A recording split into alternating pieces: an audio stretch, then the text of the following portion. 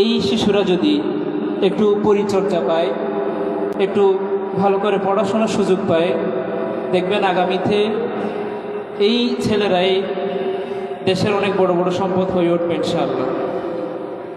আপনারা যে কারণে রাতে ঘুমাতে পারছেন না, যে কারণে আপনারা নিয়মিত আতঙ্কে থাকেন, রাত্রিবেলা একা চলাফেরা করতে পারেন না, তারা কারা? তারাও হয়তো আমাদের মতো কিছু যুবক, আপনাদের মতো মুরব্বীদের সন্তান। তাদেরকে সঠিক পরিচর্যা না হওয়ার কারণে, ঠিকমতো ঠিক রাস্তায় গার্ডিয়ানরা না চালানোর কারণে তারা আজকে ভুল পথে চলতেছে। এ দায়ভার আমি তাদেরকে দেওয়ার আগে আমি তাদের গার্ডিয়ানদেরকে দিব। কেন? তারা যদি ছোটোবেলা থেকেই তাদেরকে যদি সুন্দর করে গড়ে তুলত, তাহলে আজকে তাদের এরকম খারাপ জীবনযাপন করা লাগতো না। সবাই একটি সম্মানের জীবন চায়, সুন্দর একটি জীবন চায়। তারা কেন সেই পথগুলো বেছে নিয়েছে সেগুলো আমাদেরকে বুঝতে হবে। কিয়ামতের মাঠে আল্লাহ রাব্বুল আলামিন যাদেরকে জাহান্নামে দিবেন, তাদের অনেকেই আল্লাহর কাছে আরজ করবেন যে আল্লাহ, আমি অন্য 10 জনের মতো জান্নাতে যেতে পারতাম। আজকে আমার জাহান্নামে যাওয়ার কারণ হচ্ছে আমার মা বাবারা ছোটোবেলা থেকে আমাকে ইসলাম শিখায় নাই, ইসলাম শিক্ষার সুযোগ করে দেয় নাই। তাদের কারণে আমি ভুল পথে চলেছিলাম, ভুল পথে আমাকে চলতে হয়েছে।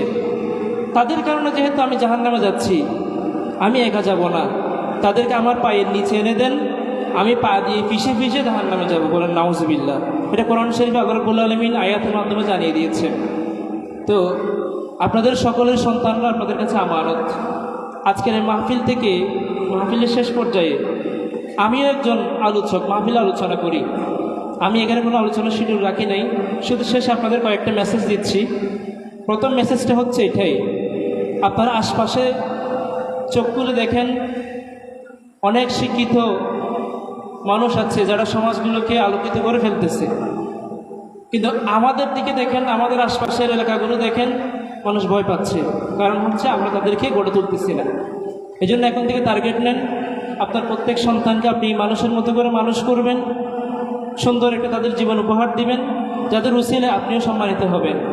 যদি কারো কোনো পরামর্শ লাগলে আমাদের আত্তাকওয়া ইসলামী একতা সংঘ আপনাদের পাশে থাকবে ইনশাআল্লাহ। আমরা এলাকার সন্তানদের, ছোটো ছোটো সন্তানদেরকে নিয়ে কাজ করব। যদি আপনারা চান, আমরা আপনাদের পাশে থাকবো ইনশাআল্লাহ। যারা খারাপ কাজগুলো করতেছে তারা কিন্তু ঠিকই একতাবদ্ধ। যারা রাস্তায় মানুষের উপর হামলা করে তারা কিন্তু একা আসে না, তারা কয়েকজন মিলেই এক থাকে। আর আমরা যারা ভালো কাজ করব, তাহলে আমরা কিন্তু এক থাকতে পারবো না। আমরা তো কাউকে ক্ষতি করতে চাচ্ছি না, আমরা ভালো করতে চাচ্ছি, তাহলে আমাদের এক হওয়ার সুযোগ আরও বেশি। এই জন্য আমি চাইব আমাদের অনেক ভাই যারা এলাকাতে, আপনারা সবাই চিনেন, আলমগীর ভাই আছেন, ইসমাইল ভাই আছেন, শাহ আলম ভাই আছেন, সাইমন আছেন, আরও অনেকেই, এই যাদেরকে নিয়ে আমরা পথ চলতেছি, এরকম আমরা আরও কিছু যুবক চাই যাদেরকে নিয়ে আমরা সুন্দর একটা সমাজ করতে পারবো। যে ভয়ভীতিগুলো নিয়ে আপনারা চলাফেরা করতেছেন, যাতে আগামীতে সেগুলো দূর করতে পারি, আমরা সেভাবে কিছু উদ্যোগ নিতে পারি, আমরা চেষ্টা করব ইনশাআল্লাহ। আপনারা সাথে থাকলে, সহযোগিতা করলে, মূল কথা সেটা যেটা বলেছি, আপনারা আপনাদের সন্তানদেরকে মানুষ করার চেষ্টা করবেন। অনেক সময় বেকারত্ব থেকে মানুষ ভুল পথ বেছে নেয়। আমি আপনাদেরকে ঘোষণা দিচ্ছি, যে সমস্ত যুবক ভাইয়েরা বেকার আছেন, যোগ্যতা আছে, জব করতে পারবেন, আমার সাথে যোগাযোগ করবেন। আমি আপনাদের জন্য জবের ব্যবস্থা করার চেষ্টা করবো ইনশাআল্লাহ। আমার কাছে এরকম অনেকেই সহযোগিতা চান, অনেককে আল্লাহ রহমত আল্লাহ তৌফিক দিয়েছেন। আমি নিজেও শহরে একটা ভালো মাদ্রাসাতে প্রিন্সিপাল হিসেবে আছি, আমার আশপাশে অনেক সুযোগ থাকে, আমি চেষ্টা করতে পারবো ইনশাআল্লাহ। যদি আপনাদের মতো যোগ্যতা সম্পন্ন মানুষ থাকেন, যারা চাকরি বাকরির প্রয়োজন আছে, সৎ যোগ্য, এরকম থাকলে আমার সাথে যোগাযোগ করলে আমি আপনাদের জন্য চেষ্টা করবো ইনশাআল্লাহ। ভুল পথে যাবেন না। জীবন অল্প সময়ের, নিঃশ্বাসটা বন্ধ হয়ে গেলে শেষ, এরপরে বাকি জীবনটার জন্য কিছু লাগবে। সেই জায়গায় যাতে আমরা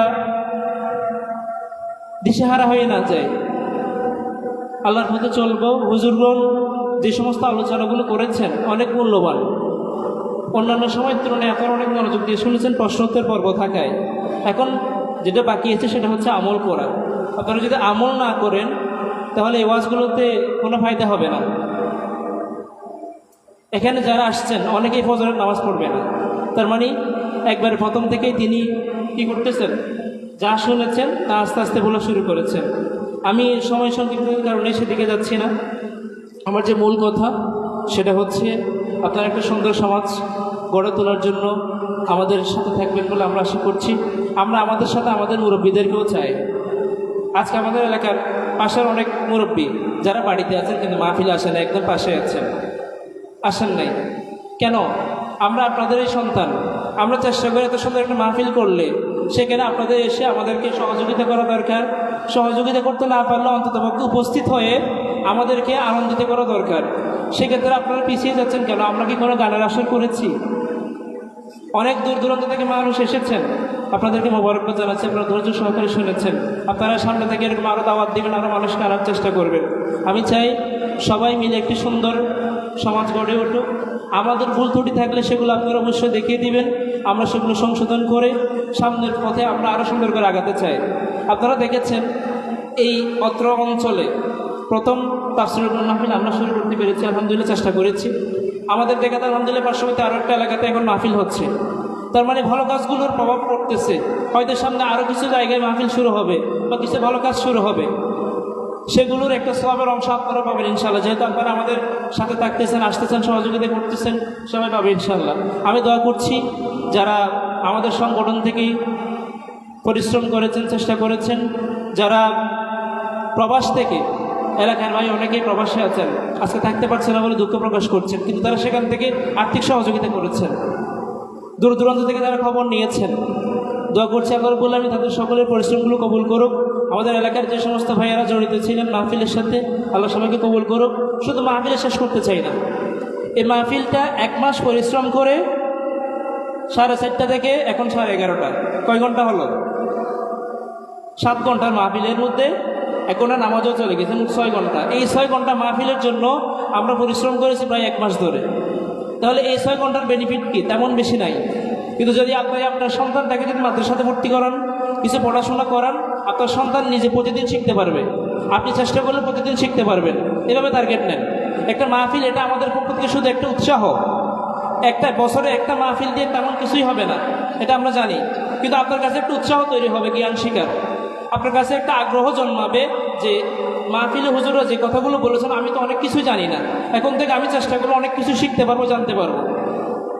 এই জন্য আমি আপনাদের কাছে অনুরোধ জানাবো, আমাদের অনেকেই কিন্তু এখানে সূরা ফাতিহাটা এখনো শুদ্ধ করে পড়তে পারে না, অথচ 5 ওয়াক্ত নামাজ পড়ে। তাহলে এই জিনিসগুলো আমাদের এখান থেকে মাথায় ঢুকাতে হবে, কনসেপ্ট ক্লিয়ার করে নিয়ে যেতে হবে।